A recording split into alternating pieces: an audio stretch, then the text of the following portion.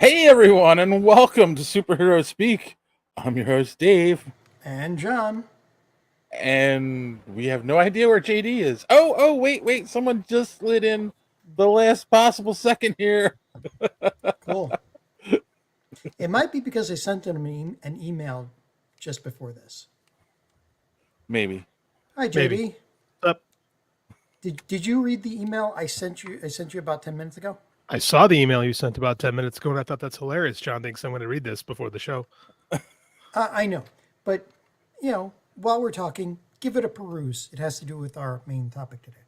I don't think I can because my computer is indisposed. I can't reach it with the setup. Wait, I have this laptop. I can do that. I'm like, I have 3 different computers within reach of me and my phone. I mean, Just pure craziness this week already. yeah. And we just started. Are we on yet or no? Yeah, Oh, we're yeah, live. We're live. Hey, guys, sorry for being late. I'm still adjusting stuff. Say hello to the peoples. Hi, peoples. Oh my gamikai. Yeah, the guy down there, that's JD. You didn't catch on just yet. Yep. So how's everyone doing? How is everyone's week, John? We'll start with you while JD plays with his camera. Let's do with you. I'm suffering from a very bad ear infection. And I'm waiting it out because I'm an old man. And when you get old, you just say, it'll grow back. So, but tomorrow, if it doesn't feel any better, I'm going to have to take the day off from work and go to the doctor.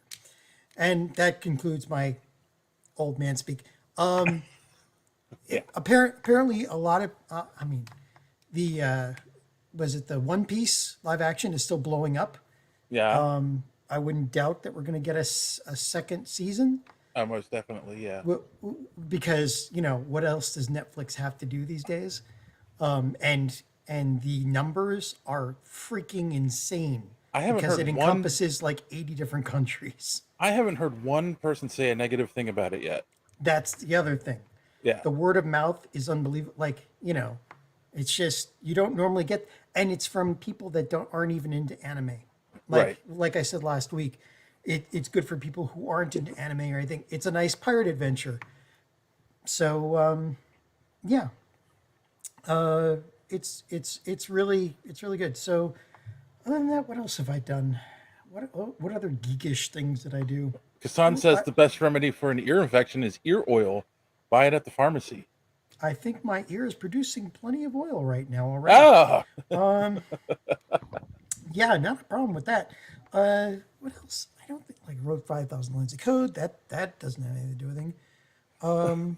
I caught up. I am 1 episode behind on Ahsoka, and I mean, it's a wonder that the Old Republic lasted as long as it did, considering how stupid the people in New Zealand. Like, how is it that they just gained back control from the Emperor and they're already an idiocracy?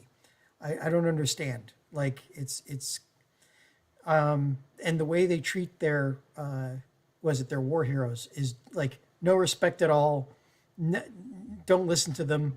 Just, oh my God, like these are the people that won the war for you and know more about what's going on than you guys, and you're just gonna sit there and say, nah. So yeah, that's about where I am. I don't think there's any other. I'm up to like the mid 400s in One Piece, the anime. Yeah. Imagine that. I still have 100 episodes to go before I'm only halfway through the series.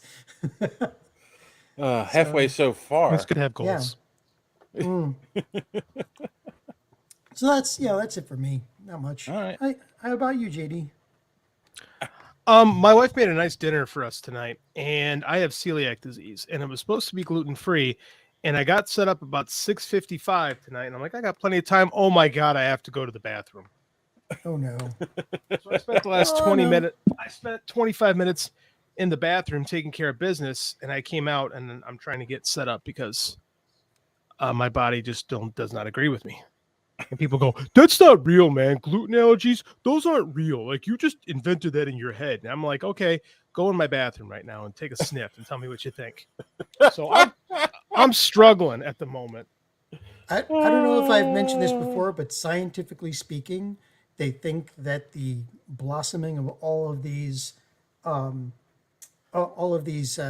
allergies and diseases like that are because our society is so clean now that we don't get parasites anymore. And parasites are what our bodies react to and lessen the effects of stuff like that, like, peanut allergies, all that stuff. Like, our bodies are used to dealing with these parasites, which lower our immune response. And because that's not happening anymore, we're reacting to everything. Yeah. So I think there's a lot of things to it. I also kind of feel like the additives that we put in food aren't yeah, helping. no, we all of us have PFAS in our system right now. Yeah. Because of DuPont, which they should burn down all of their factories and basically execute all of their executives, because there are PFAS in every part of the world now, everywhere, top of Mount Everest, down in the deepest parts of the ocean, because DuPont wanted to make a no-stick pan and ignored the scientists saying this is a bad idea. These things don't break down. Wasn't even talking about that. I'm just talking about the junk that we put in our food to begin with. Stuff that we find. We put it in the food, and then later on, it's like, oh, this causes cancer, but millions of people ate it for years. So, and yeah. people got cancer. Here's the thing with celiac disease, right? People are like, well, that's something new. And to that, I'll say, 100 years ago, the average person lived to 45. So there you go. Mm-hmm.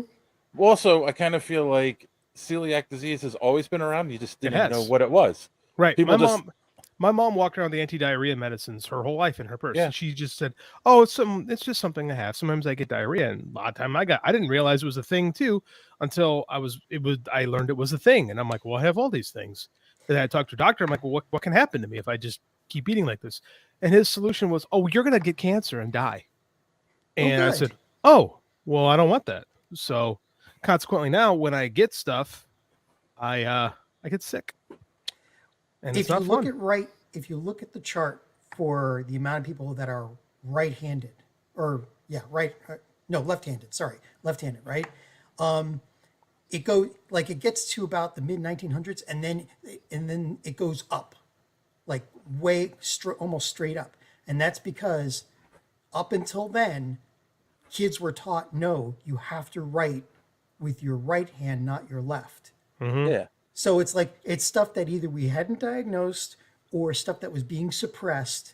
And as soon as it's not being suppressed anymore, then once they start recognizing it, something like that, then all of a sudden you see it all over the place. But it's only because, they weren't tracking it, or they were suppressing it, or they're telling you, no, you've just got, a bad stomach and here's the diarrhea medication. Mm-hmm. So fun society we have. Oh yeah. It's a blast. I'm a Debbie Downer. I know all these weird facts, and they're all depressing. My mom's name was Debbie. She's dead now. So no, that is also a downer. She's been dead for 22 years. Don't feel bad. okay. You guys. Dave, save us, man. You make me wonder why I do this every week. Because without us, you'd just be sitting there contemplating your own existential crisis.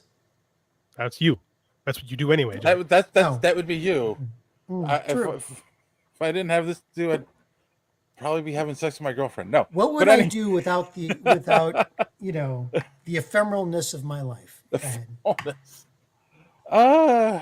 Jeez. I had an interesting weekend. So, the old saying, best laid plans? I'm pretty sure I said on the show a while ago, for Christmas, I got my girlfriend 3 gifts. It was the cooking class, and then the not concert. Yeah, concert was ZZ Top and Leonard Skinner, and we also did a painting thing. And we'd already done the painting in the cooking class, and then this weekend was the Leonard Skinner ZZ Top concert in Hershey, PA. So we rented a hotel room. We went up. We left later than we intended to, so we got up there later than we wanted to. And I was like, well, everything I read said this this was a 3.5 to 4 hour concert. So we're going to want to eat beforehand because nothing will be open when we get out. So we went to this really great Italian restaurant, ate too much, drank a little too much, and then we get out and it's pouring. And anyone who knows the Hershey Park Stadium, it's an open air stadium. And we had field seats. So it was like, we get in the car. I mean, we're literally like 3 blocks from the stadium too, where we had dinner. And we could hear the show because it had started. We get in the car and she looks at me, she goes, I don't want to go. Let's just go back to the hotel. I'm like, you sure? Now remember, this was her gift, so she didn't want to do it. She didn't want to do it. So we went back to the hotel. And I didn't know this when I booked the hotel. There was a whirlpool in the room. So, Ooh. Well, why not? I mean, go back to the room for Christ's so we like, went back to the room and we got in the whirlpool and relaxed, like old people, and it was fun. So yeah, and then today we went to her son goes to Millersville, which isn't far from Hershey, but not next door. And we went and had lunch with him, and then I actually got home an hour and a half before we were supposed to start. Hadn't sent the email out. I've been rushing around since I got home, and I'm tired. So yeah, that was my weekend. Didn't do anything interesting this week, so yeah, that's about it. Let's see. Oh, I did get caught up on Ahsoka. Yeah. No. Did you watch JD? No. What? No. No, I was planning on it and I did not. I worked last Okay. night. I've been working 7 days a week You haven't watched it at all then? I haven't watched Teacher, anything on right. television.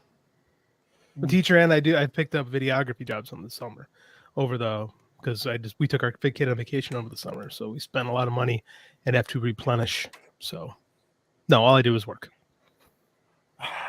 It's frustrating because I want somebody who it is frustrating actually. It's very frustrating. Super frustrating to hold down a normal 9 to 5 regular person job and still have to take extra work. Super frustrating. I can't tell you how frustrating it is. I refer back to my previous comment of, oh, what a society we have. I was not talking about that. I was talking about I really want the perspective of someone who like has not watched Rebels and the Clone Wars, because the way this last episode ended, Drew says best episode so far, I think it'd be confusing to a lot of people who've not watched those shows. No, I can't wait to see it. Have you heard of The World Between Worlds? Between I know. No. Yeah. John has, No. because he watched both those cartoons. It's something that Dave Filoni created. It's like a world it's a world between the worlds where like the Force lives, basically. And the episode ends. Oh, even Randy said best episode.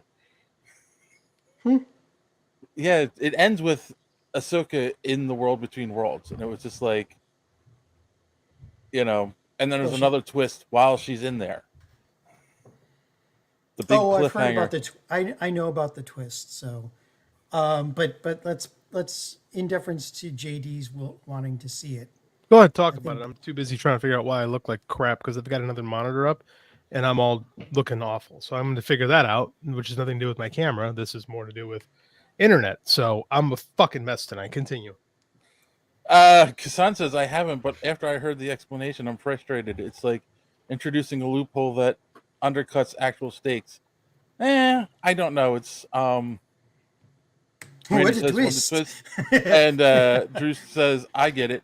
I don't think it undercuts. I mean, again, if you've watched the shows, you understand the world between worlds isn't a ghost world. It's like a place where the Force lives. I don't know. They don't explain how she entered into it. She just is in it, but she's standing there and she hears a voice behind her, and she turns around, and it's Hayden Christensen, Anakin Skywalker. in his all black outfit, and he goes, "Hi, Snips," and Yeah, and it ends right there. just remember that Ahsoka died once, and now she harbors the soul of the sister, who is the embodiment of all Jedi. So it's possible that Of the light Ahsoka side, can't. the sister's the embodiment of the light side. Right, the embodiment of the light side. Right, the light side. Right. I mean, they really haven't introduced the idea yet that the Jedi aren't the light side. The Jedi are the Jedi, and Right. there's a light and dark side, and that everybody's just following a stupid path. Right. Which, well, since the Jedi collapsed, and it does kind of say that they were stupid about it, but like Ahsoka would say anyway. But it's possible Ahsoka can't die. Like, you know, It is possible. They also there's a lot of theories of how she ended up there. Hopefully they'll explain it in the next episode, but I don't know. The current theory of why she's there is they've already hinted at she blames herself for Anakin turning to the dark side and becoming Darth Vader. because So she this wasn't there. because she wasn't there. So they feel that this will be the emotional climax to that loop. Like it'll get resolved, and then she can go on and Yeah, save but the day, as it were. for those who don't know, in Clone Wars and thereafter, like when the what's the last with the last movie from the prequels? What was the name of that again? Revenge of the Revenge Sith. of the Sith. Revenge of the Sith. Right. So in the background, Ahsoka is around, and one of the reasons, like Filoni was shoring up that really quick turn to the dark side by Anakin by adding one of the reasons that was it one of Ahsoka's friends who was also a Jedi bombed one of the Jedi temples, and Ahsoka was blamed. They kicked her out. They didn't believe anything she said. The Jedi kicked her out, and when they found out that it was Ahsoka's friend, Ahsoka didn't want to come back because she felt like the Jedi were, they were kind of corrupt now. Right. They weren't what they said they were, and Anakin that turned Anakin slightly against them too. That was just one more, piece of wood on the fire of him turning against the Jedi himself. Right. And that's why Ahsoka blames herself for it, for not being there. Because if she had come back, maybe he wouldn't have turned, because at least that one reason wouldn't have been there, and she would have been there to maybe help him through all the rest of his feelings and problems. Because they were close for a while. Right. So Not as bad as Oliver Queen just hitting a flat cliff and not dying right away. Fair. Fair, yes. Ahsoka had no effect on any of the trilogies. I've watched them all. Well, that's the thing is, Filoni's been backfilling some of the story behind the scenes that was going on. Right. Like Ahsoka isn't any of those movies, but she is present in the events behind at least two, possibly all three of the last two of the prequels. Lord of the Rings? Yeah, no, it's not like the Similaran where they're like that was what's his name backfilling his own stories with stories behind the scenes with the Similaran. Tolkien, yeah. Did we lose JD? Probably just for a second or two. He saw that we were going into social media madness and bailed. Is that it? Is that what his whole plan for the evening was? Yeah. So I mean, it's interesting. I'm kind of curious where they go with Hayden Christensen. The weird thing is, someone pointed this out, like with the flashback scenes in Mandalorian, they didn't really de-age him, and yet they de-aged him here, and he looks a little weird. And it's like, why did they do that? Like, Disney's having a problem with their effects. You know? And remember, this was they finished these. This was all done right before the strike. Before the strike, and the strike is happening with their FX people because they were forcing them to do crap work. So I'm kind of wondering. No, I do wonder too. Like, they can't clean anything up. So whatever it was True. before Yeah, it that's came the other out, thing. that's it. What they got Yeah. is what they got. They can't They clean got anything up. they got only got 100 passes at the what was it at the graphics, and Right. couldn't continue to refine it. All right. I guess while we wait for our good friend JD to return, I'm telling you, it's all part of his plan. Master plan. I should have bailed first. Damn it, missed it. Should have said that out loud. Damn it. Yeah, you're right. So last week we had asked our audience if they were going to come out with a Justice League movie, who would be in your Justice League. So, oh wait. Son says the Filoni's trying to claim That that is Ahsoka more bearing Anakin than his own wife. no. I mean, it's just one more. It's just fuel to the fire. That's all. Right. I mean, the real backbreaker, the last straw was Amidala, but like it still seems a little bit weird that he turned so quick. So if there was all this stuff happening behind the scenes that led up to that, and then Amidala happened, that would do it. So here's the thing to look at, right? Attack of the Clones and the Clone Wars are kind of simultaneous. Attack of the Clones is a encapsulated story where Attack of the Clone Wars is the whole war that goes on. And if you watch the prequel, Anakin is very much already on the path of the dark side at the beginning of Revenge of the Sith. And it's like without any real explanation. Like he kills Dooku in the beginning, then and the Sand People.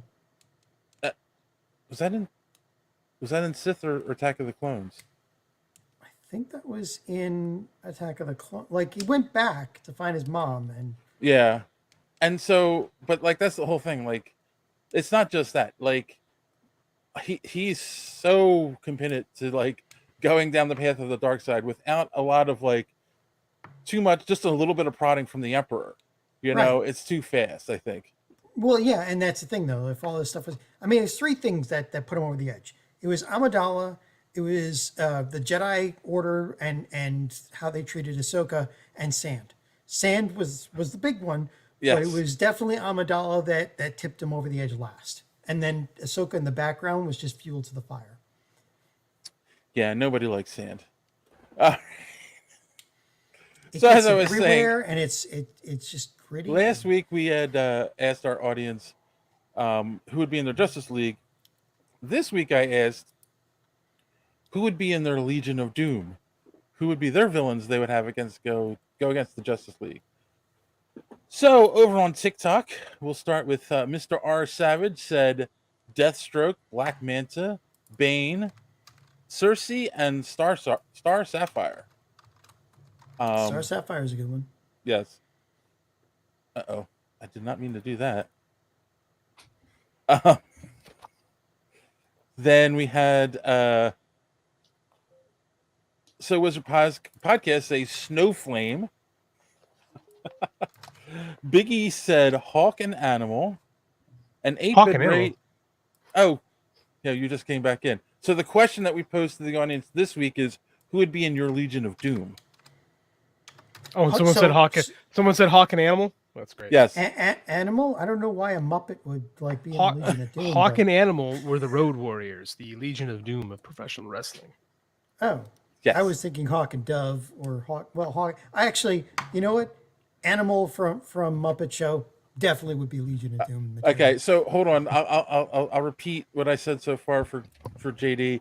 Mr. R. Savage said Deathstroke, Black Manta, Bane, Cersei, and Star Sapphire. So Wizard said Snowflame. And 8-Bit Joey's trying to get something going with Snowflame. I know. And 8-Bit Ray said, I'd make Impulse evil and call him Quick Wit and have him and Joker do stand-up comedy. Oof. One of Snowflame's abilities is cocaine touch. Yeah. Yes. Yeah. Touching Snowflame was sufficient to give the Floronic Man a contact high. That's ridiculous. Man, it was the 80s. So that was on TikTok. Over on the X, again, random Randy Savage chimed in, said Captain Cold, Ra's al Ghul, Giganta, Toyman, Sinestro, and Black Manta. Why Black Manta? Why would anybody pick Black Manta? He's a cool character. Yeah, He's cool, but like if you want power, oh well, you know me. I'm like, Frosty likes know. your beard, JD. dark side. Thanks. No. I appreciate that. Been rocking this for about 2 months now. Yes. And then the hero in you said, imagine if we had a Justice League trilogy. That's really not an answer to the question. Yeah. We had 3 movies. Yeah. Oh, one Yes. for every hero. That's what Randy's response of why Black Manta. So there you go. Aquaman, Black Manta. It makes sense. That's true. That's true. You need the parallels. And then over on the Instagrammies, we had random Randy Savage chime in again. They should have an Instagram award show and call them that. The Instagrammies? Oh my god. Oh my god, Writes that's itself. bad. Yeah. Randy said Ra's al Ghul, Onomatopoeia. Onomatopoeia, Livewire, Maxima, the Trickster, Captain Cold, all from the CW universe. There's a DC character named Onomatopoeia. Yeah, he fights. He was a Kevin Smith creation. He fought Yes. Green Arrow and Batman. He only speaks in onomatopoeias. Neat. That's why I went. Randy says trifecta. He got it on all the social media platforms. Now my Fitbit's dead. I'm just having a horrible night tonight. TM that, JD. Having somebody named Onomatopoeia, that's a good way of introducing kids to sesquipedalia. It's illegal. in Aragon 38 states. said, Aragon 6674 said Legion of Doom should be Luther, Joker, Gorilla Grodd, Sinestro, and Brainchild. Don't know if I know Brainchild. Brainchild. I'm not even familiar with that one myself. Someone needs to like catch me up on Brainchild. I don't even know about that guy. And then Kayla Gerwigi, Gerwige, Garwige. Gerwige, Kayla Garwige. said, depending on the members of the Justice League, these characters should be members Luther or Metallo, Bane, Cheetah, Grodd or Mirror Master, Sinestro. Mm-hmm. Who is that? That's John Jones's like nemesis. Oh, okay. Malafaka. Malafaka? I forget the pronunciation. Motherfucker. Yeah. Black Manta, Count Vertigo, and Shadow Thief. Count Vertigo is a very underrated bad guy. Yeah, I agree Yeah. with that. So that was all of the answers for that question on the social medias. And then the only other thing I have for social media madness, just a couple comments about last week's episode over on the Twitters. Oof. Oh God. Oh God. I mean, go ahead, bring it. I know. Worst super I know. speak ever. Yeah. Kassan said, John took the challenge by min-maxing something all DMs hate. I can't wait for round 2. And Daza Movie Lover said, Daza, that's my guy. said, I'm sure someone has said this already, but Magneto didn't kill JFK. He was trying to save him as JFK was a mutant. Oh, right. Oh, yeah, Okay. yeah. Good catch, man. I forgot about that because, well, it was an X-Men movie, so. Yeah. That's a good one, though. That's Yeah. the future past. Christopher Smith said, don't you mean X? Yeah. No. Yep. X, formerly Twitter. You can't say X, formerly something. That just doesn't sound right. It's anyway. So yeah, that is all the social media madness for the week. Dave, why do you hate Facebook? You don't mention my social media madness. Wait, I didn't see your answer on Facebook. What did you say, Drew? Facebook is evil, but you should still respect Drew's comments, Dave. Come on, man. Yeah, you should know about the meme if you can't find them because it's true. Yeah, come on. Okay, I should know about things I don't know about. That's right. Yes. understand. Thank you for clarifying. Yes. Yeah, I'm glad you're finally on board. Hold on. Okay, now I'm gonna stop the show for a second and try to find his comments. You do that. I'm now you too can have a terrible day like I'm having over here. Let's see. Where's Dude, the you're post? a mess. Me, I am a mess tonight. Where's the post? There's the post. And there are no comments on it. What the hell, Drew? I went to bat for you. Yeah. I don't know, man. So I would have mentioned Facebook if someone had commented on it. Oh well. Superman, Batman, and Ezra Miller. Yes, that was last week in Who's in Your Justice League, and we did mention that. Yeah. Yeah. So maybe you should have watched last week's episode. Oh, burn. Ooh.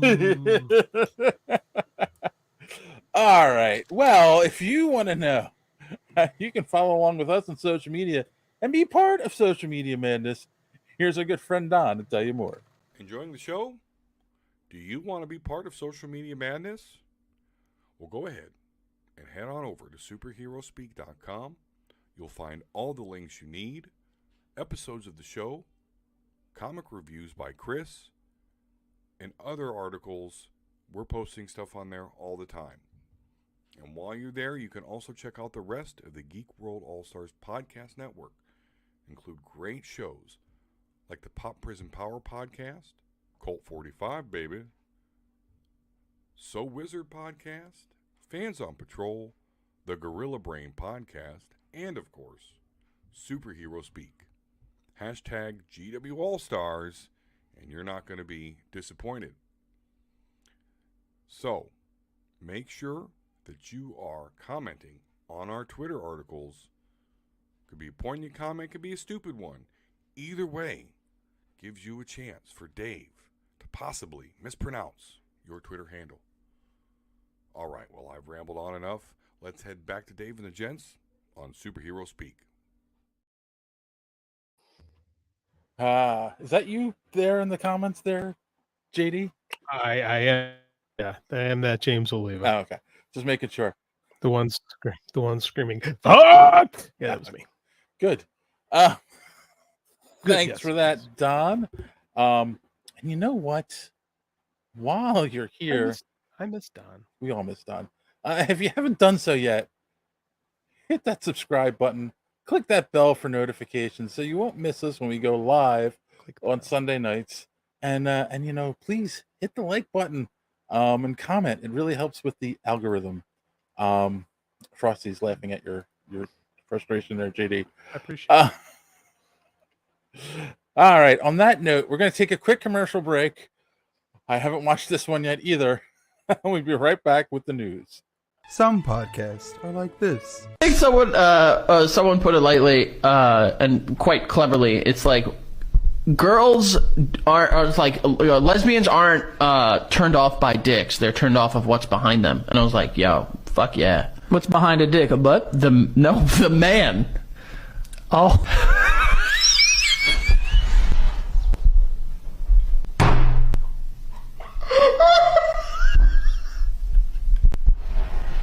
That was so fucking stupid. And some podcasts are like this. I have an upsetting opinion. I'm ready. The corn dog is a tamal. F off. What? No. Hold on. Think F about off. it. Think about it. You need to F off. It's like a loose corn-based batter that's cooked around a central filling. You're am I cooked crazy around here? the central filling. Am I crazy? Am I crazy here? Yeah. A corn dog shares so many more similarities to a tamal than a Wellington. I disagree. I think the corn dog is more related to fried catfish than it is to tamale. I like how I looked at the graphic to see what a corn dog is. Fried catfish, what is that? But only one podcast is where you can get in-depth analysis like this. Putting up all the equipment, talking. The dude's putting on gloves as they're shutting things down. It's just like Weightlifting gloves.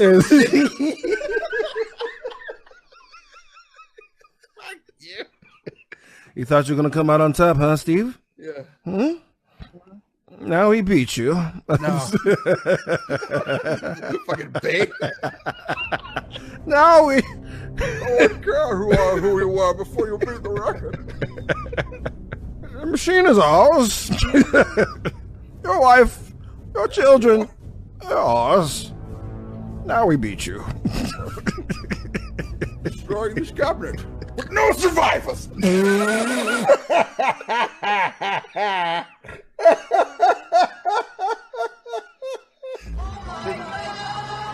You are now listening to Cult 45. This is Beat 'em Down. And I'm Random Randy Savage. Find us on all your podcatching apps like Podbean or Spotify, and follow us on Twitter, Instagram, and Facebook, or just go to www.cult45podcast.com. Also, check out our YouTube for that sweet, sweet video content. Cult 45, the only podcast that puts hair on your chest.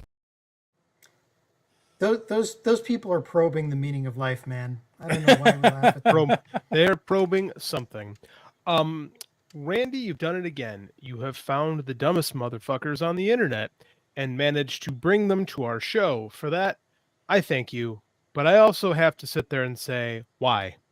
Why did I have to listen to a man unintentionally calling something a tamal and someone dumb enough to not understand lesbianism, I guess. And calling it a fried fish too. I'm going to assume that one is Mythical Kitchen, which Christopher says, "Yay, Mythical Kitchen," being one of the podcasts in the ad. We'll have to. I'm going to have to watch Mythical Kitchen now. Okay. Tamal. Mm-hmm. Right. Tamal. Yeah. Tamal. And their podcast is named Mythical Kitchen. Okay, if they can't even pronounce it, come on. I stand by what I said about the dumb motherfuckers. You know what, guys? Let's be honest. There is a lot of crap on the internet where people do things on purpose. Crap more successful than us, more disappointingly. So check John out right away with that remark. To look stupid? Like, come on. No. You ever see those TikTok videos, or you see them in reels and stuff where like someone's making mac and cheese and they put uncooked pasta in the first off, they get one of those disposable cooking pans, they leave the label in the bottom and then just pour in uncooked pasta and some milk and cheese, and then they put it in the oven, and all of a sudden this like beautiful thing of macaroni and cheese comes out, and it's like they're doing that on purpose so that people will comment and build up the algorithm. I'm sure a lot of these podcasts are doing the same thing. I saw one today where a lady put a bunch of French fries in a pan and then put up 4 bricks of Velveeta cheese. And we had to unwrap. She had to unwrap every single one of them. I'm like, this woman has to take my editing class because this could be so much more efficient. Then she put in more cheese, right? And then managed to open up a can of like nacho cheese and pour it in there, and then added some Hormel chili before putting on a layer of shredded cheese. And I had a coronary watching the show. My left arm went numb, and I tasted copper, and I dropped to the floor. Does this come from the same part of the country where they fry sticks of butter as a? Isn't that Pennsylvania where they do that? No, Isn't that your guys' state that does that? Oh. No. We're more along the cheesesteak, but not the. I think that's like, was it the Bible Belt that does that? The fried butter, like just a stick of butter, fried with fried in batter. I think Randy's right here. He's going back to porn for the next one. No, the porn ones are funny, to be honest with you, because they're funny, but I'm mildly entertained by listening to porn girls talk shop. Because that's what that is. They're talking shop, and it's like, I had the dread stuck 6 inches in me, and then Christopher says we don't need the podcast is called "A Hot Dog Is a Sandwich." That is literally the name of their. By the way, thanks for jumping by, Christopher. That is the name of an actual podcast. Well, hot dog is a sandwich. Yeah. Like, I don't know why this no, is a you're right. I don't yeah, understand. That's like a controversial take to say that. How's JD's new old podcast going? Have Pele commented on how Nice he looks. Pele's dead, sir. You went away. No, not Pele. People. He corrected himself. Good old autocorrect there. My soul hurt just yeah, I know. hearing that. Yeah. Fried sticks of butter. That's just gross. But apparently it's like a big treat at some of these some of these I don't think I've ever winter seen or summer fairs or something. I don't think I've ever seen the fried butter at a fair, but I've definitely seen the fried Oreos. I don't get those either. Why would you dirty an Oreo with frying it? Why? Yeah. The farthest I go is fried ice cream, but that's just an interesting mix of tastes that actually seems to really work. JD muted himself, so right now he's going fuck. Well, thank you for that retelling. Okay, so yeah, fried white cheese. Yeah. White cheese. No. You need New Yorker. It melts inside the batter, John. It's delicious. And look, Randy is a pillar of good, healthy eating, so we should trust him. I come from a family where we put butter on everything. Like every time I've been married, unfortunately that's been multiple times, the families of my spouse were all like, why are you putting butter on a sandwich where you're also going to put mustard, or why are you putting butter on this? It's like, I come from it, but there's no way, like, it makes me sick to think about a stick of butter fried and trying to eat that. Gives me heartburn just thinking about it. Deep fried gator literally tastes like chicken. Yeah. Okay. Do you know my girlfriend says to stuff like that? Why not just eat chicken? So, moving on, Randy. No, it takes a month off your life just eating that. I wouldn't doubt it. And at our age, like a month, that's a long amount of time you take off your life. What do we got here? All right. Let's talk about the first article. Hopefully JD can jump in. You know, I love your misspellings in the notes, man. Harry Potter. You know, you're not supposed to tell people about the behind the scenes stuff. Anyway, Dave Zaslav, who is the president of Warner Brothers, said that their properties, Harry Potter, DC, and Lord of the Rings, are underused. Yeah, that was a contract. Hey, I'm back.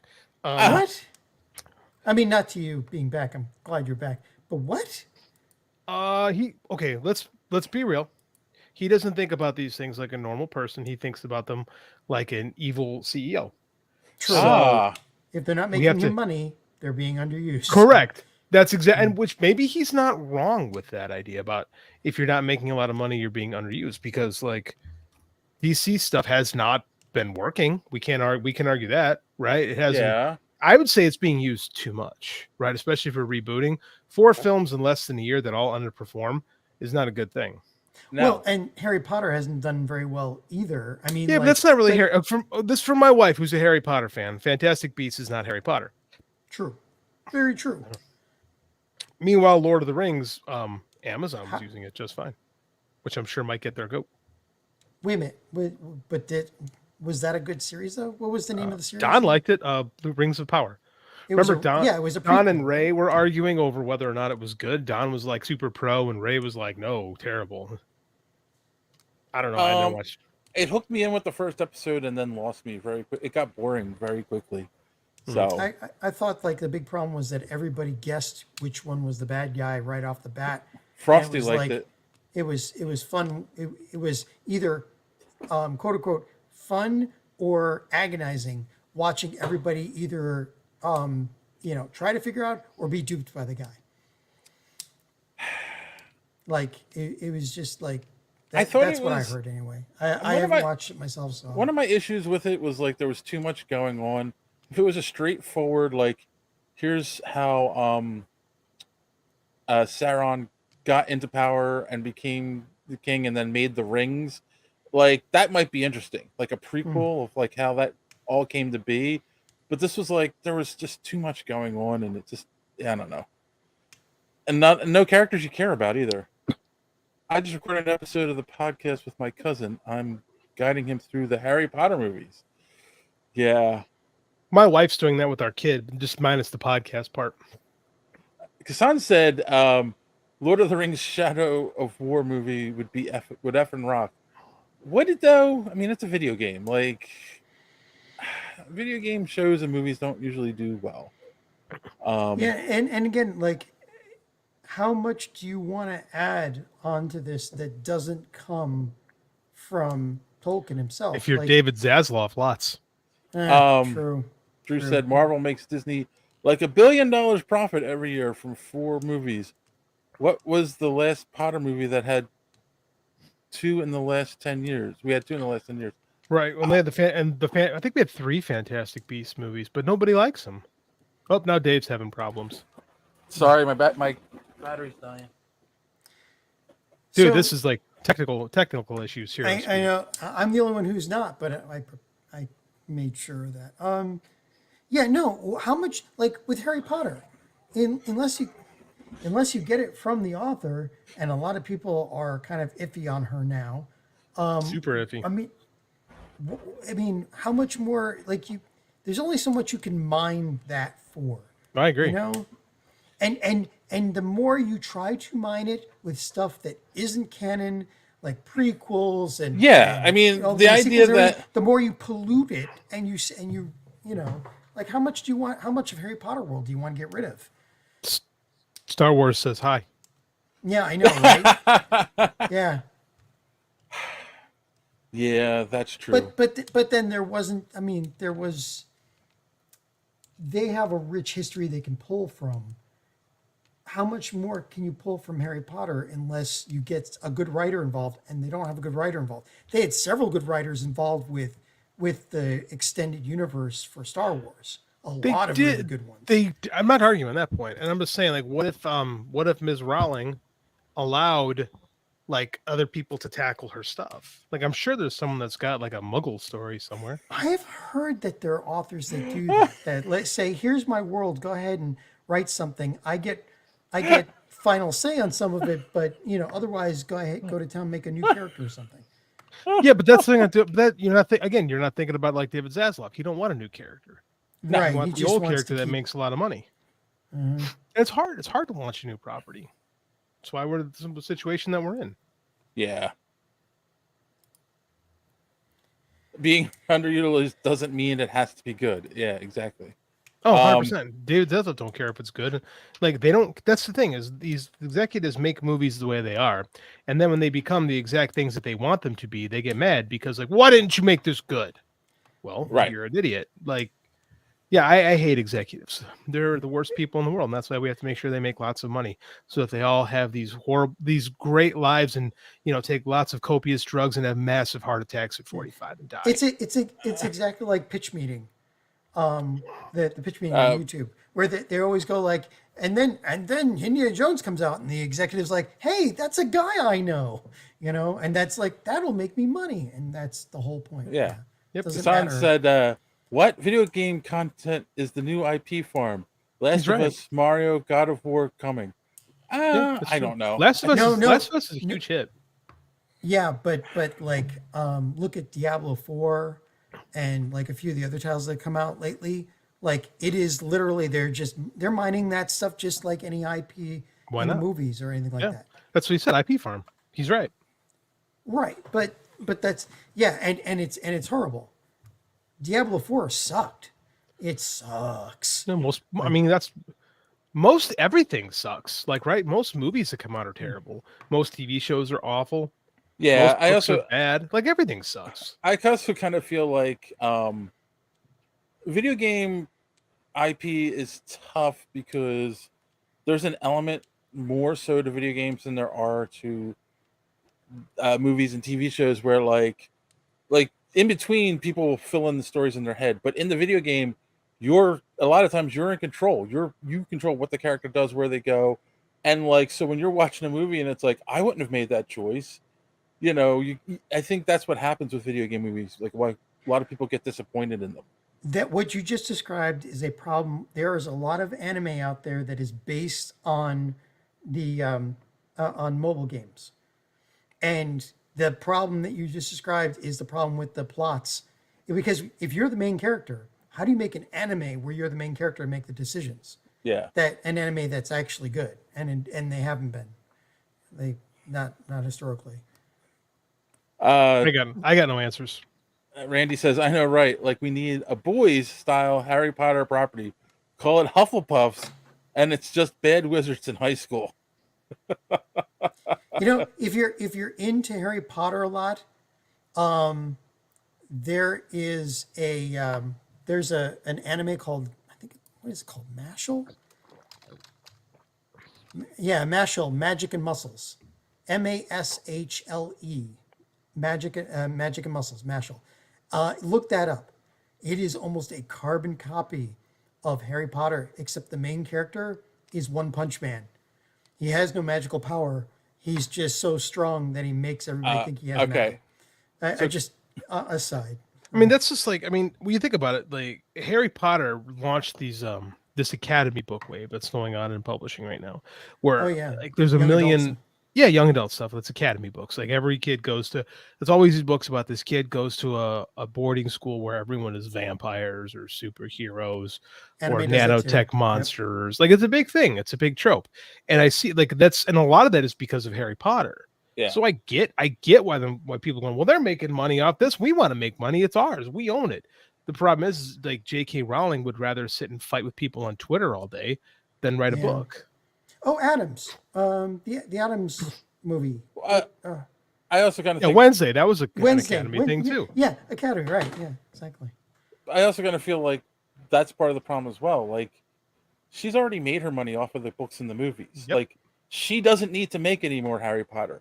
It's the people that own the rights that want to make more money off of it. But like, yeah, exactly. But she made all this money so she could fight with people about.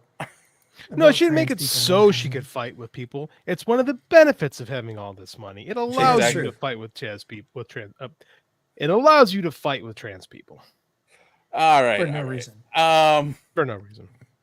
So moving on. Speaking of Warner Brothers and interesting decisions, they have suspended their deals with J.J. Abrams and Greg Berlanti. I mean, it's a lot of it has to do with the strike. But I was kind of curious, maybe JD, you had a little bit of an insider view on this. Like, what does it mean exactly when they suspend the contract? Is it like done or it's just on hold until the strike is over? It depends on what they want to do with it. Yeah. It's basically we're not going to pay you to develop stuff when you're not developing anything. Yeah, Berlanti Productions was in charge of Superman and Lois, by the way. But they're on strike anyway, so they're not getting. It's more of a well, fine, we'll do this. You can't fire me. I quit. You know, it's. Stupid. I can't quit. You can't quit. You're fired. Right. But Berlanti was developing Booster Gold and Dead Boy Detectives series. I don't know about Dead Boy Detective. I mean, and Abrams was supposed to be working on Justice League Dark and a Constantine reboot. Yeah. Okay. Yes. Sure. Yeah, I know, right? I mean, realistically, too, those are probably backsides of the Saffron gun regime too. Yeah, right. Because I know they want to do their own thing and they don't want to have anything connected tangentially to the past, which I get. You know, I just think that I think this is all just strike fallout. Drew says, "I hope for New Mutants with houses and stuff." That was some of my favorite comic stuff. So I think Grant Morrison's X-Men from like 20 years ago was a little ahead of the curve on some of this Academy stuff because he was doing that with like Quentin Quire and the Riot at Xavier's. I mean, he was the last Marvel writer to really kind of hone in on the Academy aspect of Xavier's. I never thought about it until you just said that, but that's pretty much what it was. Yeah, it was. I think now don't quote me on this, but I do think there's a young adult writer that Marvel hired to do an Academy style series of books with the X-Men. I don't know any more about it than that. Oh, Makes I don't sense. know either. Yeah, it makes sense. Yeah, I don't know. I don't know. The problem with the New Mutants is they did a movie that like basically failed. That there's one fan of in the whole world, and it's me. Yes. So I mean, and I understand that was under Fox, and now Disney has it all, but I think it'll be a long time before we see any New Mutant stuff. There's no value in the New Mutants property. Yeah. There's value in the X-Men. There's not a lot of value in the New Mutants. This If is very true. the X-Men are done right, otherwise they'll kill it for another decade. I don't know. It's been 4 or 5 years now since the merger. I'm just shocked that we haven't seen anything really other than an offhanded joke in WandaVision. 2, Anna Taylor-Joy can use me like a chair. She's tall. She's Tall? very tall. She's very tall. She's like 6'1". She's a really good actress. Chris didn't hate the movie. He's not saying he loved it, but he didn't hate it either. The New Mutants. I thought I'm the only person who because that was a bit on the show for a long time. Was JD Yes, the it only was. person Oh my excited God. about the New Mutants movie? And like, when's this coming out? By the way, that's now Salem's Lot. Salem's Lot was supposed to be out a year ago, and there's nothing about it. So that movie, I think, might have gone the way of the Batgirl, and it's a tax write-off. But I really want to see it. God damn it! Speaking of Marvel projects that'll probably never see the light of day, I Am Groot director Kristen Lepore said she wants to make a baby rocket show. I don't know how I feel about that. Like, watch that. We saw it. Show? Yeah, we saw Baby Rocket. We saw the whole thing. Like, it was sad, and I'm good. Move forward, not back. I climbed that magic tree. Yeah, it's fair. What? She was well cast as Magic too. Like, she looks exactly like Magic, and that was good casting. Frosty says, "True. Some of the mutants that have popped up. I don't know what they're waiting for. Me neither. Like, we have this amazingly boring ass Kang thing going on, featuring a possibly canceled Star, and now a Strike, which is just brilliant. Yeah. By the way, like, am I crazy, or did the second season of Groot come out? I don't know. Yeah, I believe it did. I Am Groot second season. How come we didn't talk about it? I completely forgot about that. I did too. Who cares? Randy, you have some good tastes, Christopher Smith says. And I would agree. Having listened to your show, I agree, but cannot say these things publicly. Because you're married. Because I'm married and I'm a teacher, and I lose my job and my wife. Possibly my house. Look, we can agree that Anna Taylor-Joy is probably, she's definitely gorgeous, but she's also done some really amazing work. I mean, she's a good actress. Yeah, what was it? There was The that Witch. one where The Witch was awesome. The Witch was one of the best horror movies of the last decade. That's right.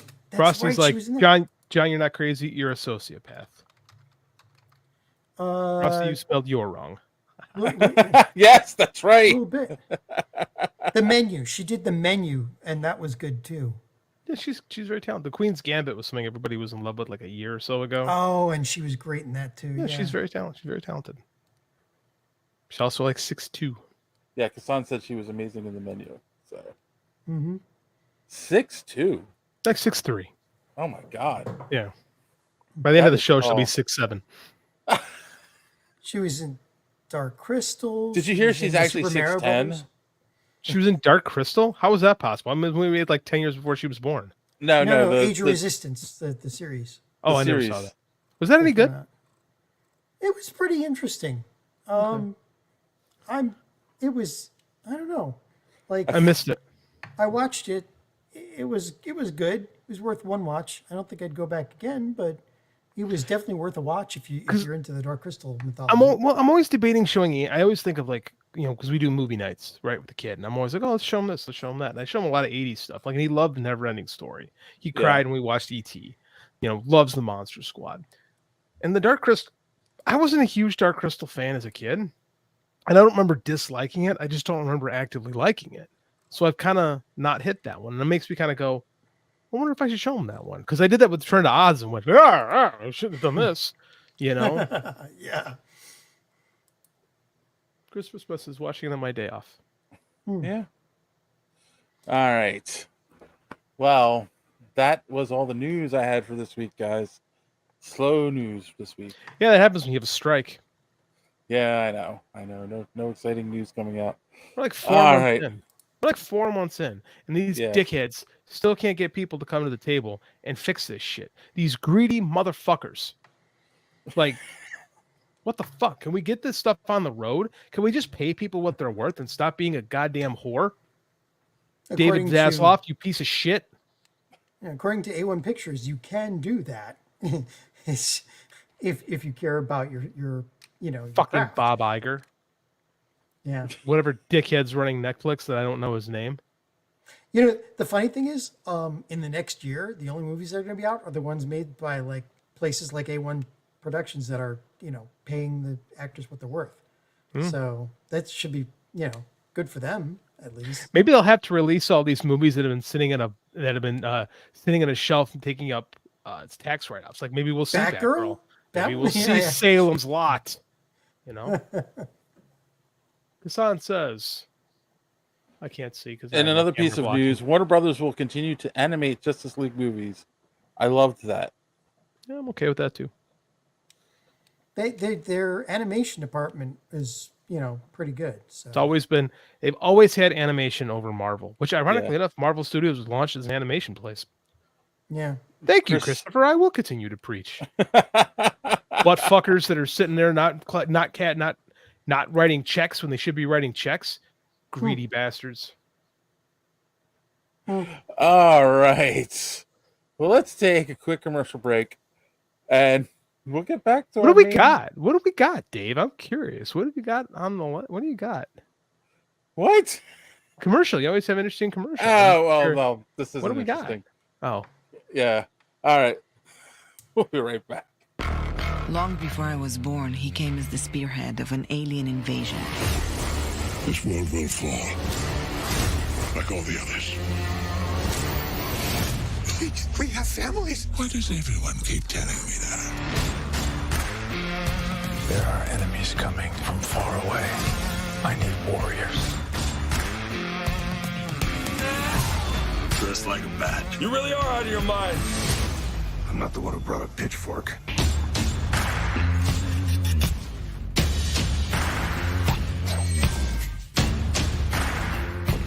It's on him. I don't recognize this world. We don't have to recognize it. We just have to save it. Ride ain't over yet. My man. God, that movie sucked.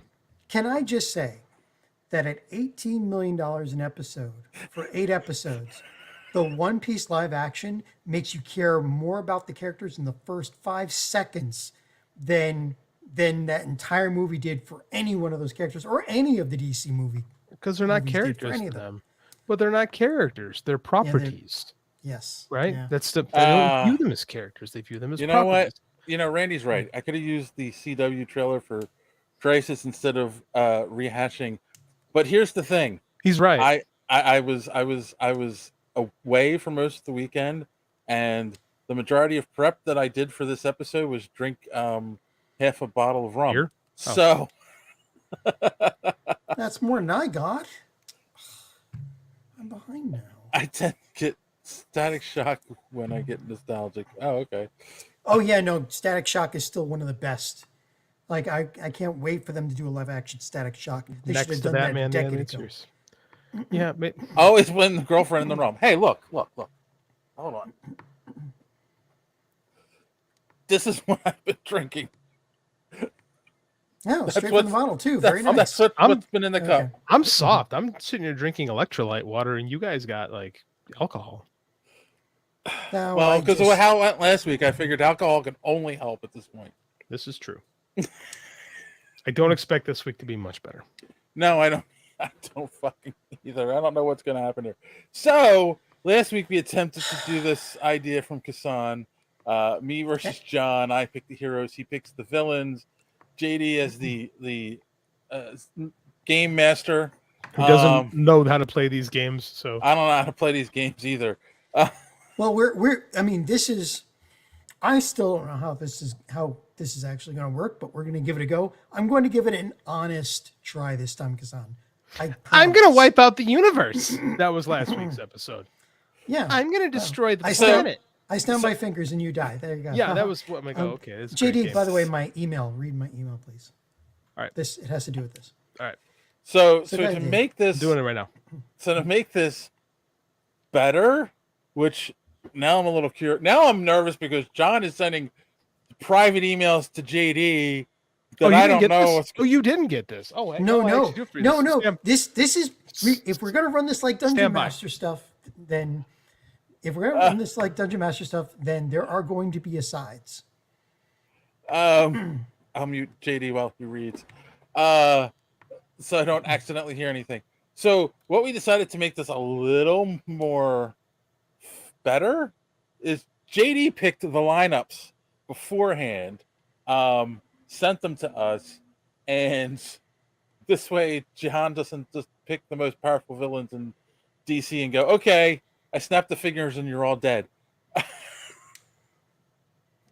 Pretty much. That's what I was, So let's start with the Justice League lineup that we have.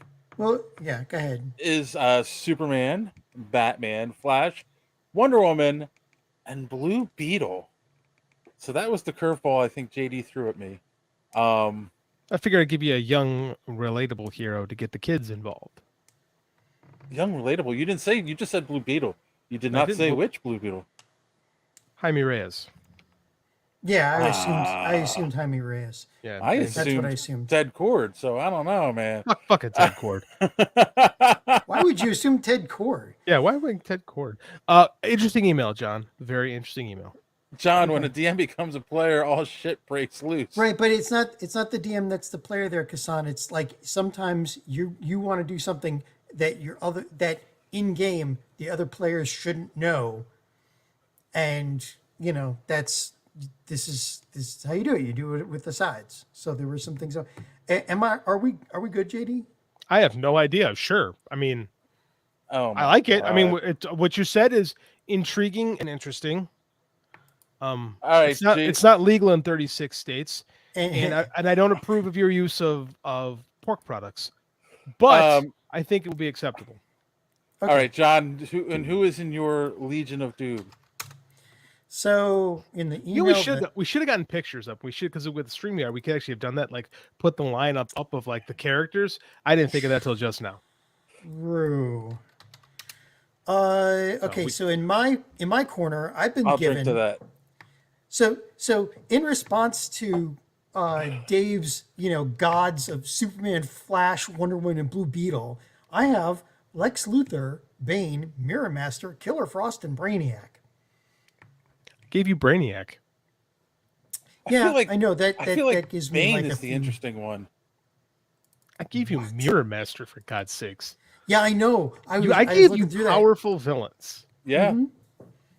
But not not omnipotent level villains, because you were picking like gods. Like last week, you're like, well, I'm gonna take, the Anti-Monitor, and it's like, well, what the fuck, man? Okay. Well, right? Oh, I think I leveled. I think the playing field has been leveled this week. Okay. All right. How do we want to proceed here, DM? I don't know. I forget how this is supposed to go. Am I supposed to start something? I think we're supposed to say. No, I'm supposed to start something. I'm supposed to start something. Last week we started talking about the characters, where they're at, what their motivations like. I'm sticking with everything I said last week, except Jamie Ramis, Jaime Ramis of Reyes. Sorry, it's the rum. It's the alcoholics we're talking. This is alcoholic hero speak. You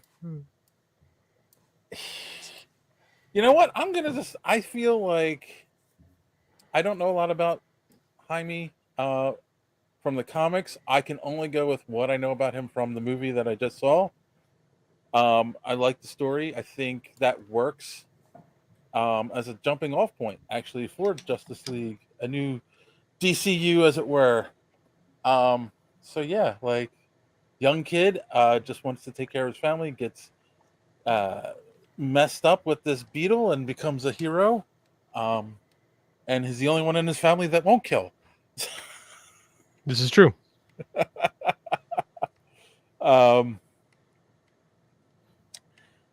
Randy says, have them pick a number between 1 and 20. Okay. Pick a number between 1 and 15. Just to be different. Go ahead. Pick a number between 1 and 15. Dave? 7. John? The geek part of me says I can only pick 4 or 2, so 4. That was the number I was thinking of. John wins. That's it? All right. That's the whole episode? I guess I so. win. No. Do you notice last week's episode had the fewest views of any show we've done in months? Yeah. Yeah. For the record. Yeah. We, I know we're feeling our way around this, but it's like we should just like a 13-year-old boy with a girl for the first time. What is this? What's going on here? What are these things? We should. I mean, like we might like have to do this again just to get. No, I really don't think we should. No, I don't think. no. I think this is the last time Okay, we're doing this. so let's set a scene. Okay, I got one. There's 1,000 people from around the globe that have been kidnapped. Now, the Justice League, because they're from around the globe, and it's a number in the thousands, including Jaime Reyes' sister. Ooh. The Justice League has come together. Or Jaime Reyes has enlisted the help of the Justice League. And scene. Okay, your move, Dave. That's just the alcohol, Chris. The alcohol? The alcohol. It has had a couple tonight. Continue. Okay, well, I kind of feel like setting the scene, you would have Batman investigating this first, right? Like he'd be following the news, he'd see all these kidnappings are happening. He'd be tracing what was going on when these people were kidnapped, trying to figure it out. Since the Blue Beetle's sister is kidnapped, he's seeking out Batman to help him find his sister. The world's greatest detective. He wants his help. So I think that's how it begins. That's how our story begins. Is Jaime looking for Batman, because he wouldn't know Bruce Wayne was Batman yet, to try to figure out where his sister is. Okay. John? Okay. Downtown Gotham, there is a person tied up, hanging over the edge of a building in midday. Kinky. It just hung over the side of a big skyscraper in the middle of the day. Just hanging the rope is like long enough that they're hanging 3 floors down from the top of the building. Who is this? Just a random person. A random person is hanging from a building. Mm-hmm. In what city? Gotham. In Gotham. Mm-hmm. This is a trap. Well, anything you do is going to be a trap, right? It is a trap. All right, so behind on the building, there's big letters that were spray painted. It's a trap. No, it's just a. There's an Akbar. All right, it's just a Banksy Akbar on the back of the building. So Batman is in the Batcave. He gets the alert about this. Jumps in the Batmobile, and he's off. And at the same time, Jaime is flying over Gotham looking for him and sees the Batmobile and meets up with him, and they meet up at this building where this body is hanging. And of course, it's surrounded by Gotham PD. Jim Gordon's there looking and trying to figure out what's going on. And you know, he asks Gordon what's going on. At the same time, Jaime flies in and says, "Batman, you've got to help me. Help me, Batman Kenobi. You're my only My hope. only hope." By the way, Kassan put a comment there. Oh well, Chris. Nothing matters in Gotham unless it includes a dozen bodies In a night. This is fair. This is actually a fair statement. This is true, but this is happening in midday, so Just another Tuesday, says Chris. Yep. Batman asks him, like, who is he? What's he doing here? And he goes, and he points up and says, "You can see I'm already busy." Okay. And then what happens with this body, John? Does it explode and Joker gas comes out of it? Oh, wait, Joker's not in this. And then I can throw a curveball, right? Yeah, of course. Bane shows up, looking rather perturbed. And a bomb somewhere. That's what Chris says. Bane shows up looking rather perturbed. Well, Hmm. you know. Pardon me, I didn't realize my computer was unplugged in. That's what happened to me earlier. Well, then, of course, you know, what's, you know, Batman says, "Bane, what are you doing here? You're the villains." I've come to smell the flowers. No. That John has to. I didn't put Bane into play. I didn't know he was gonna suddenly show up. He wasn't supposed to, but apparently the DM says that he just wandered in from scene right. Apparently, it's just whoops. Oh, is the camera on? Okay. All right. Well, you know, if he's gonna do that, I don't know. Wait, what am I supposed to do with Bane now? Like, he's supposed to be under my control. He just wandered in. Bane. What am I, JD? What are we doing here? No, Bane is one of the Legion of Doom. So yeah, he's one of mine.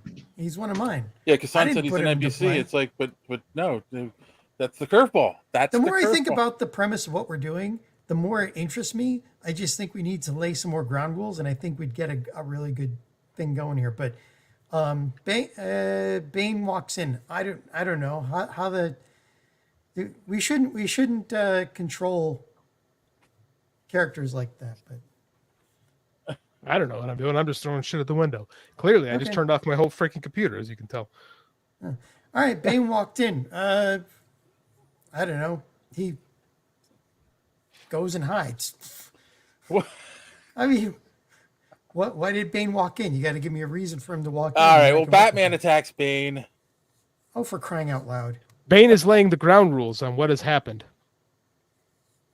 For they're playing a game. Oh, find all the people that are missing. Find all the people that are missing. Yep. Game of finders, keepers, losers, weepers. And Batman can't touch him. Batman can't touch him because there are a lot. Because I have the answers to the questions that you will need. It's really fun to talk like Tom Hardy's Jaime Bane. sees this. You gets gotta angry. be less intelligible. Jaime, Blue Beetle sees this. He gets angry and attacks Bane. Oh shit! All right, Bane. Well, he attacks him. Okay, now here's where we should bring out using his energy weapons. Using his energy weapon. Well, Bane's gonna run from that. Drew, I can't even understand the rules for this myself. I couldn't write a book to all this. I could. I mean, if you're talking D&D rules, I should have control of these characters. But fine. You know, Bane turns and runs into a building. Oh my God! Bane turns into a building. Runs away. He can't shape shift. Bane turns and runs into a building. Oh my God! We've already lost like five people watching, so this is hilarious. Yeah, Not for the people listening. Bane runs into a building and disappears. Bane runs away. Completely. Would Bane No, he run runs away? into a building, breaks through the door, and then vanishes. Completely vanishes. Vanishes. Mm-hmm. Vanishes. Yeah. Interesting. So Batman goes into the building to see where he went. He gone. Okay, he's looking around. He's looking for clues. He's the world's greatest detective. This is where JD, you would normally roll percentile dice to see, or a D20 for I'm rolling. for a skill I'm check. warming up for my roll. Oh my god! You know, maybe I should have run this. Maybe I should have run this as a DM. This I've is done Bane, DMing. not Kitty Pryde, says Frosty. Yep, he's gone. Yeah. He gone. He gone. He gone. There's gone. nothing. He's not there anymore. All right, what's in this room that he's looking around in? It's just a store. That's all it is. It's just, you know. They nothing sell children's clothes. Are there That works. mirrors That in the works. store? Yes. Are there lots of mirrors in the store? Yes. It is a clothing store. They have lots of mirrors traditionally. See, this is what bugs me because as a DC fan, I know what's going on here, but as as Batman, you know, he just has to go. Fuck, where'd he go? Now, well, you're right. That's yes, exactly. Roll for perception, right? You know, It's Forever 21. That's the story. Well, we're not rolling. This isn't a D&D game. Where you will be 21 forever. Now something comes out of the mirrors. forget that. It's Wet Seal. The kiss from a rose? You have no idea that. Okay, never mind. Remember, I used to have a daughter. So wait a minute. Hold on. Don't cry. I'm confused. Me too. I don't even know what the fuck's going on anymore. Because Bane said to find all the missing people. And Yes, then ran there's into a still that building. guy who's hanging off there in the background. Fuck that guy. Well, Fuck that guy. He doesn't. I would think that the Gotham PD was getting the guy down at this point. There's like 8,000 Bat family members. I don't know, who cares? Spoiler, take care of that. JD, I'm so lost. You think I have any idea what's going on here? All right, so hold on. All right, let's go back out to the guy hanging. Make a guy a dungeon master who's never played Dungeons and Dragons before. Obviously, Gotham PD gets him down. And he's not human. He's Wait, a what? cyborg. He's a cyborg. What? Yeah. He's one of Braniac's drones. Okay, I can roll with that. Go. Roll with that. Oh my god. And he starts killing Am I doing people it left and wrong?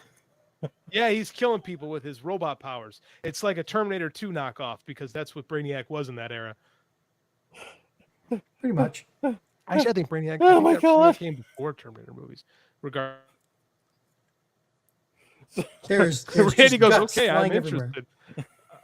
There's still 7 people. There's still 7 of this, amazingly enough.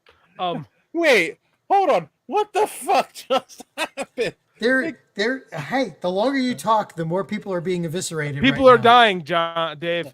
People are dying. Robo He is Brainiac drone is killing people. Killing people. He is unseeming. Children He's are unseeming meat bags from the nave to the Well, chops. Batman and Blue Beetle obviously attack the drone to stop him. Blue They're Beetle still in blasts Forever. him with... They can't come. They're in Forever 20. Someone's trying to sell them pants. No, I already said they left the building because they didn't... No, they figure were out- stopped. That little buzzer went off when they tried to leave the mall. All right, this is not how it's supposed to go at all. People are dying, and Batman has to deal with the annoying person working at the mall. Someone's trying to upsell him right now. Would you like to buy a Forever 21 charge card? Save 20% off your first purchase. Hey, gotta get I'm the subscriptions trying, numbers up. Gassan, but JD's being an ass. Sorry. Oh my god. Dude, I was prepared. I have all these plans. So, you know. And JD's saying fuck you to your plans. And Plans he's like, within I'm gonna do my plans own within thing plans. because this is more fun. You guys got to deal with these cyborgs outside killing people, man. You got Just one cyborg. You got to hide. Just one cyborg. Just one I cyborg. tried to, Don't but tell me, apparently son. I need to get a Forever 21 gift card. So you have more Justice League members here, man. Yeah, and it's probably being broadcast right now on the police band that dude, Gassan we're says all 30 dying people here. dead. 30 people Yeah. dead. And that Republican fuck Bruce Wayne won't buy a credit card.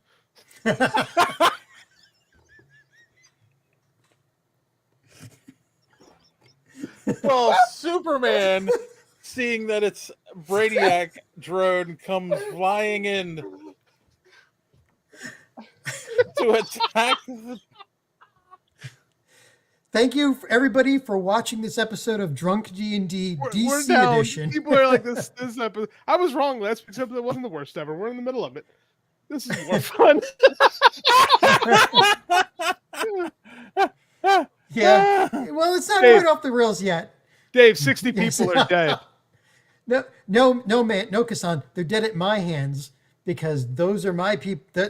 Those are my minions. Or my Did I one not minion. say John Superman wants- comes John in wants- and destroys this drone?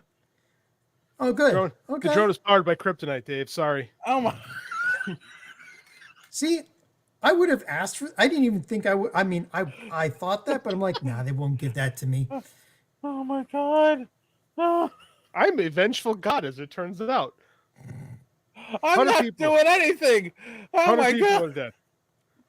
This is like we're gonna get the Man of Steel level of casualties here. JD's doing better with my guys than I am. All right, Blue Beetle flies out of the Forever 21 and starts blasting everyone else in sight with his. He says, "Fuck this shit, I'm done." But did he? There get was only credit? one. There was only one. There was only one. He's just blasting regular folks. Yeah, because I'm sick. Because this is fuck this shit. I'm done. His sister's been still kidnapped.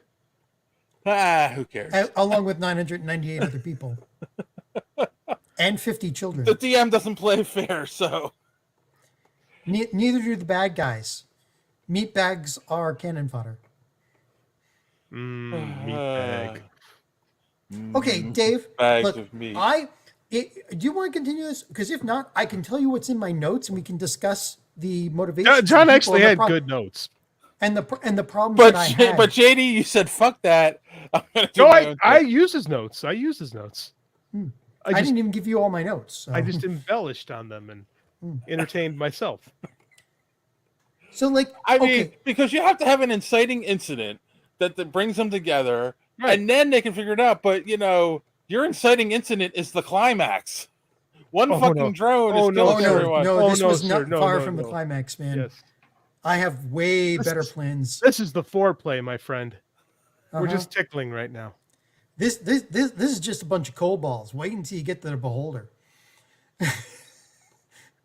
D&D speak. People, D&D people will understand what I just said. Booster Gold walks into Forever 21 Terminator style. I'd like to see that. Look. My biggest problem is you gave me Lex Luthor, Bane, Mirror Master, Killer Frost, and Braniac. Okay, Lex Luthor and Braniac are going to have basically a chess match with each other, right? Because they want to use each other, but the biggest problem is that Lex Luthor doesn't want to lose the Earth because his big main motivation is the adoration of the human race. He wants to be the savior of the human race, and Brainiac wants to take the Earth. But Brainiac's technology is way too good for it's too good of an opportunity for Well, Lex to pass goddamn, up. John, it's almost like I had something in mind when I picked those two. Yeah, I know, right. Now, my one problem is the Paladin, which is the problem in it, which is literally the problem in every Paladin's D&D a campaign. Marvel character. He's not in this film. Not Bane, right? The guy with a morality code, right? He's the guy in D&D. When you want to interrogate somebody, you always tell the paladin, "Why don't you go out for some bread or something? You know, we'll watch this guy for a while. Go on, Have you grab seen some food." Have for you us." seen Bane's biceps? He's not eating bread. That's unnecessary Right. carbohydrates. So like Bane is a problem. Mirror Master is way more powerful than anybody gives him credit for, and same thing with Killer Frost. And the two of them together, like Killer Frost, is a good minion for Braniac. Bane is a okay minion for Lex, and Mirror Master is the wild card of the whole group. So Yep. and I put together then I put together a heavy hitter Ostrander style Suicide Squad for you. yeah. Lots of story potential. Yeah, and I mean, Dave, do you want to go on, or JD can tell you what I wrote, or I can tell you what I wrote to JD. Dave's checked out, man. Dave's not here, man. I mean, I wanted to make this work, Kassan. You did. Dave, I've got the stuff. So here's the thing. Here's the scenario I came up with. Okay. Bane is addicted to venom. Mirror Master Evan McCullough is addicted to cocaine and basically dealing with his connection to the mirror dimension, which is driving him to use cocaine. But it's also the mirror dimension's a cocaine. It's an addiction in and of itself. Killer Frost just wants to stop having to feed off of other people, the heat of people, right? Even though she doesn't mind killing, it's still like it's a hassle for her. Braniac wants to take the Earth. Lex Luthor wants to be the savior of the human race, but he also wants to take out the Justice League so he can get the spotlight to himself. So Lex has promised Bane to help cure him of the venom addiction. Bane doesn't know about Braniac. Lex told Mirror Master that he could help cure him of his cocaine addiction. Braniac told Mirror Master he could help him with the mirror dimension. And Killer Frost was brought in by Brainiac too, because Brainiac has plans within plans, and he's bringing in a killer so he can take the 1,050 people that he took, 1,000 people and 50 children, to basically use them as hostages, as bait, and as bombs. Okay. I set the stage for a fantastic villain story. I'm just going to say that. Yeah. Oh, and here's the thing. Okay. Mirror Master has access to the mirror dimension, which means that he can see the future. Now, in a fight, he can only see it once because he goes in the mirror dimension, he sees what's going to happen in a fight, and then you go have that fight. The one time he changes what happens in that future that he saw, he'd have to go back in the mirror dimension to see what happens next, because any other future he's seen is null and void at that point. So, Dave, how would you overcome the fact that there are 1,000 people, there's mirror dimension, like if Killer Frost ends in any sheet of ice that she makes is an automatic mirror dimension trap, and Mirror Master has the one deus ex machina of at any one point, I can automatically I can reverse Uno any plan that you have. So the Uno card. Uno, that's a dickhead move in Uno. Mm-hmm. It is. So but I get one. I get one. Hassan asked the question, how would the heroes overcome this? Well, Right. First off, overcome what? Like the whole thing was No, hold on. Hold the fuck on. Okay? Because let's lay this out on the table what happened here.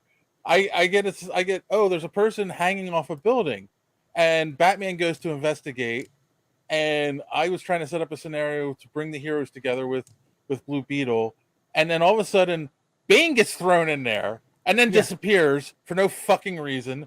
And then when they go back out to investigate, but like there was no hints of what happened. Mirrors. So Batman would walk away from that, go back to the person who was hanging. Normally, like you would get, okay, we'll talk to this person and maybe get some information to figure out what's going on. But no, decides to turn him into a fucking drone of Braniac, which Blue Beetle could easily defeat by himself one of Brainiac's drones. This is true. And no, they're trapped in Forever 21 to get a fucking credit card. So Superman comes in to fight it, and is powered by kryptonite. Yeah, Fuck you! You're not playing fair. I'm done. Here's it. First off, I wouldn't have done the kryptonite because that's a Metallo thing. But second off, okay, what happens when Blue Beetle goes and attacks that thing and grabs that, and the nanites that are all over it get into Blue Beetle's scarab and start messing with it? Because Braniac, there's no way he's not going to be able to hack into the Blue Beetle suit. It may not be for long because the suit is sentient, and I mean, and usually level when of you technology is high enough that he may when be you able want to write a decent break it story out like this, and you're gonna have Batman try to lead the Justice League, you're gonna give breadcrumbs to figure out what's going on. But no, we're just gonna fucking throw Bane and then a fucking drone at you powered by kryptonite and fuck anything you try to do because Forever 21 can trap people forever. And I'm like, actually, that's not untrue.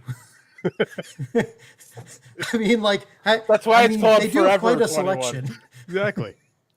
Not only is it the entrance to the mirror dimension, but you were there forever for many reasons. Okay, I'll lay out. Go ahead. Continue. I mean, Jaime would get trapped in there just because of the probably a hot chick working there. The workers, yeah. But anyway, like I don't know what to do with this. Well, I mean, does it sound like I had a good plan? It does. Yes.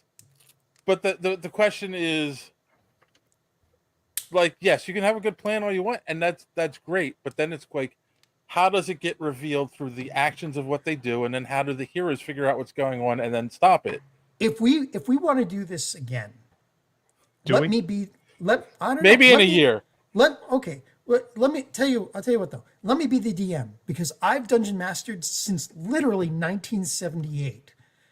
You know, I'll get some dice. That's 2 years before I was born, sir. I'll get some dice. I'll assign some challenge numbers to some of these actions. You guys figure out if you want to do this for real. We can do that. We can do this. I can DM. I can make it work with you guys. I'm very sure I can make it work. And with the two of you, with your knowledge of comics, because I consider that you guys have way more knowledge about specifics about comic book characters than I do. I think we could actually make this work. I had a buddy that asked me, "Do you guys review comic books on your show?" And I had to tell him, "No." Yeah, we do. We have. We don't do that. It's been a while. Yeah, we're inconsistent with that. Maybe we should review a comic next week and revisit this. Maybe we should. Maybe we should because there's not really a lot of TV and movies to watch. Maybe we should go back to just talking about comics. Dave, just to let you know, the thing that I sent JD. Yeah. So there were 2 points in it. Number one, about 1,000 people from around the world have been abducted by Bane and Mirror Master. The abductions have been spread out enough that the missing people don't even begin to skew any kind of statistics on missing people. Right. But no one has been taken from Central City, Gotham, or Metropolis, and certainly not from Themyscira. And without Bane, Mirror Master abducted 50 children, all from slums around the world so they wouldn't be missed. Only Braniac knows about the kids. And number two, Mirror Master has access to the mirror dimension. This gives him the ability to see future events. I said, I know that you, JD, won't let me use this extensively. And besides, once you change one future event, you skew the rest, so they probably won't happen in the same way until you go back to the mirror dimension and check again. So given that, I get one Deus Ex Machina, one time. I cannot just immediately react. I can immediately react to something that Dave's guys do and have a trap or a setup ready for that specific event retroactively, so long as it makes sense. Sure. Yeah, I don't like when you throw time travel into stuff like this. Here's what I was going to do. You go after the guy that's hanging until you guys got sidetracked by Bane. You go after the guy that's hanging off the side of the building. The building's a high rise, right? Uh-huh. What's the side of the building made? Glass. So as soon as you touch the guy, you get dragged into the mirror dimension. That's one hero down. Next up, and I have 999 other, well, See, 904, not 1,049 other hostages to use to trap them all. And not one of those heroes has the ability to get out. The only person I can't trap there is the Flash, because the Flash might be able to go into the Speed Force and then come out in the regular dimension. See, now So here's he's the the only thing. one he can't get into the mirror dimension, but he could probably get out. So he's the only one I had to deal with, really. Here's the thing. It would have evolved into something different until JD threw Bane into it, and then the fucking I did do drone. that. Whereas, okay, so if we had done something like he's too high up for the police to get him, so Blue Beetle flies up to grab the person off the ledge, and then he gets pulled in the mirror dimension. Right then, that would have triggered Batman to go, "Oh, Mirror Master, Flash," and then pulled the heroes together, and then it could have evolved into a decent story. Yeah, but then I would have only had to deal with Superman, Batman, and Wonder Woman. Somehow get them trapped. Did you see what I'm saying here? Like, JD ruined it. Sound like my wife. Oh.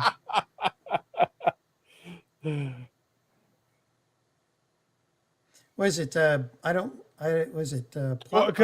Frosty and Cassandra are having a conversation. Yeah, that's taking on a life of its own. Yeah, and the thing is, like, plot armor is the problem with that, you know. So, like, what are we doing next week? All right, what is? I mean, we're off the rails, man. We've lost this. I tried. I really tried this time. You did, John. I'll give you 100% credit. I was super impressed with your, pitch of sorts. Yeah, I was too busy this weekend to like prepare, and now I'm tipsy. So yeah. So next week on Superhero Speak.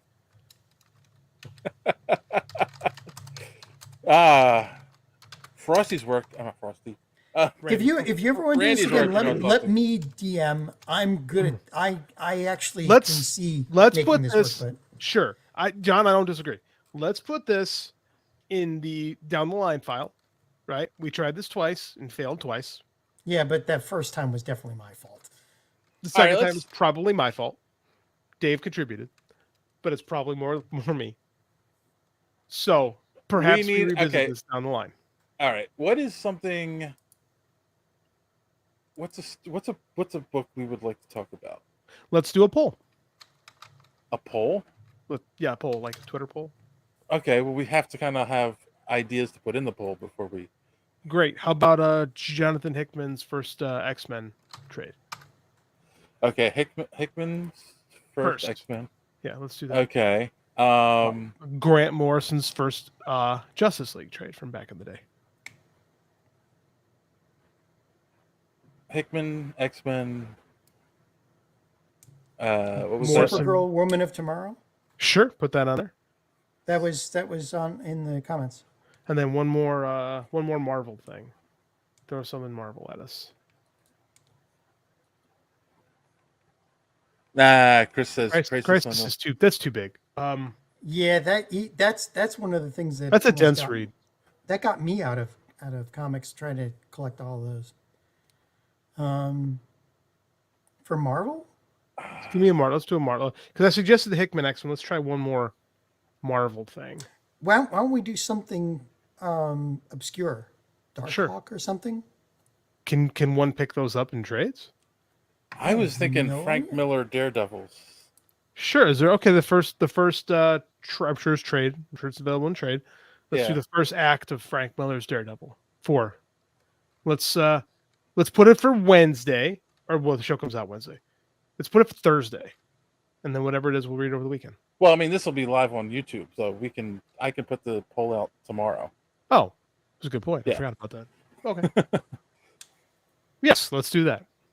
Something is killing the children, says Randy. I've heard nothing but good things about that. What? Something is killing the children? Yeah, it's James Tynion. What's that from? I'd say a story. That's actually the title of the book. I believe it's I think it's IDW. It's a comic. For Daredevil? No, it's a comic. It's a horror comic. Oh. The title is literally Something is Killing the Children. We just did our own Abbott and Costello routine. Something is killing the children. Who is killing the children? Something is killing the children. Who? Third base. Kassan is a liar. He is a straight up fucking liar. No, I think he just likes watching us fucking suffer, to be quite honest with you. I respect it, by the way. I respect it. All right. No. Yes, for those watching right now, if we haven't put the poll up, comment down below. Yeah, we're sorry. First off, we're sorry. Comment down below. So, is it Supergirl World tomorrow? First, Frank Miller Daredevil trade. First, X-Men Hickman trade, or first, what was the last one? Hickman, X-Men, Grant Morrison, GLA, Miller, Grant Morrison, GLA. Supergirl World tomorrow. Yes. Comment down below which one you would like, or check out our poll on Twitter. It'll be out on Monday. So, yes. By the way, does Blue Beetle have any weaknesses at all? Yes, hot girls. Who doesn't have that weakness? I mean, something. So, okay, I put Poison Ivy after him then. Fine. Oh, James Oliva commented, Morrison's JLA. I agree with him. Well, of course you would. You're both sociopaths. All right. Like Ben Kenobi said, he's me. Let's bring this in. Let's bring this one in for a landing. Oh, look! Wait, Emma Ray Guns. Mark's here. I don't read. I just wait for the movie adaptations. You know what? It's people like you that's ruining this planet, Mark. That's a harsh comment. True. That's a harsh comment. And if you're waiting for the movie adaptations, watch the One Piece on Netflix. You need to read more, Mark. When you talk about One Piece, my brain goes to the gutter every time you say that. Sounds like it could be. It does. It just sounds like it could be dirty. In fact, I think we should have Mark read a comic and guest on this show. Oh, I'm okay with that. How about you, game Mark? Want to try whatever wins the poll? We haven't had a guest in a while. Mark, you good with that, or did Mark bail on him? Don't mind him. He's drunk. Drunk comic synopsis. There you go. Drunk comic synopsis. That's a YouTube page if I've ever heard one. All right, let's bring this one in for a landing, folks. Let's go around the room. Do you have any recommendations, or what did you learn on the podcast this week? And John, you can go first. I forget if I mentioned this last week. I'm rereading the entire series, The 20-Sided Sorceress. Books, so that guy won't read them. But no, I recommend it. They're much shorter than like your normal novels, but they're still really good. And there's a whole series of them, and it's about a sorceress, and but there's a lot of it. It's just steeped in geek mythology and geek knowledge. The deep geek knowledge. Who's they, Randy? Randy said, "I love when they did Death for Death of Superman." Who's they? Who are we talking about? I'm mistaken. You have any recommendations, John? Yeah, Annie Bellet, Bellet, 20-Sided Sorceress. Try that. So there you go. Okay. I learned we probably shouldn't drink and podcast, or at least drink heavily. Well, speak for yourself. I can still function. Well, maybe so. I also discovered a new YouTube channel called Professor Rock.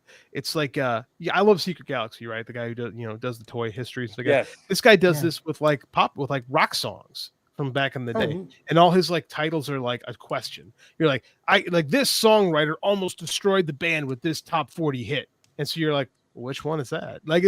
It's reaction. Like you click, and what do you know? It's Total Eclipse of the Heart, which by the way is a song about vampires hooking up. I had no idea. Wait, what channel is this again? Professor Rock, it's called. Oh my God, I've seen him. Show. Yeah, he's have good. Have you guys seen Todd in the Shadows on YouTube? Have not. No. Todd in the Shadows on YouTube. He is amazing. He's the deep he goes to the deep knowledge of music. You'd like it. Okay, I'll check that out. Todd in the Shadows. Professor Rock is a fun one. He did a thing on Kokomo, the horrible Beach Boys song that entertained me greatly. The only thing is that he does so much build up before he gets into it. 100%. It takes like 5 minutes to get the answer to the question. Yeah. But I like his delivery, and I like his show. It's well edited, it's well shot, and that means a lot for me on YouTube. I mean, here in my respect, when I've seen he interviews a lot of big names. Yeah. So yeah, nothing but respect for the guy. He's got a good channel. So if you're into music stuff, check it out. All right. I learned that JD's vindictive. And he thinks he's part of Channel Awesome. Okay. Yeah, he used to be part of Channel Awesome, yeah. And he thinks it's funny to keep just trapping people in Forever 21 and yes, that was hilarious. People were laughing. I'm actually going to use that someday. That's we were laughing. The people watching the show. As I was doing this, I'm like, you know what? I should recycle this someday into a story. So that's going to happen. Oh my God! At some point, preferably one where I pass away. I also learned that John is an evil genius. Yes. Meatbags are cannon fodder. Oh my God. oh, I didn't even tell you what I had planned for the 50 children that he abducted. Oh my goodness. All right, well, next time. Same time, same suck channel. Oh my God, you're terrible. I will also You still sound like my wife. I also recommend if you're watching this after the fact, and if you are not subscribed so far, click that subscribe button, click that bell for notifications, so you don't miss us when we go live. Maybe I'll be sober next week. We don't know. I could be sober. I could be drunk. I could be high as fuck. Who knows? We'll see what happens. And other recommendations. Let's see. I don't have any real recommendations. I recommend you go to superheroespeak.com. Rum. That's Dave's recommendation. Yeah. Some good old Captain Morgan. Actually, it's Bacardi this week. Oh. Yeah.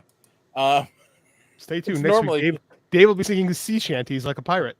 It's normally Captain Morgan, yes. Wait, next time, Psychopaths speak. Yeah. That was pretty much this week's episode. One time in college, I threw up on Captain Morgan and McDonald's cheeseburgers. Done with both. Can't do it. Frosty John is a mustache twirling villain. He doesn't even have a mustache. You should grow a mustache. Yes. I can't. It looks like a caterpillar crawled up on my upper lip and died. I just don't have enough hair. To be fair, that's most mustaches. You saw my beard for a year. You see this one right here. A very, very bald caterpillar. All right. I recommend that you go to superheroespeak.com where you can find the podcast every week. Links to all our social media at the top of the page. Comic book reviews by our good friend Chris, and so much more. There will be New York Comic Con's coming up. There will be tons of coverage on there while we're at the show. Got something cool coming up too with that. Yes, we do. It's a shame you won't be there for that one. I know. I'm really bummed. But... And I won't tell anyone about it until we're there. So, because thanks, Frosty. Things can change. True. Frosty's a fucking liar. Good show, guys. Yeah, thanks. Appreciate that. On that note, boys and girls, as always, thanks for watching. Don't let your cape go out the door. Have a good week.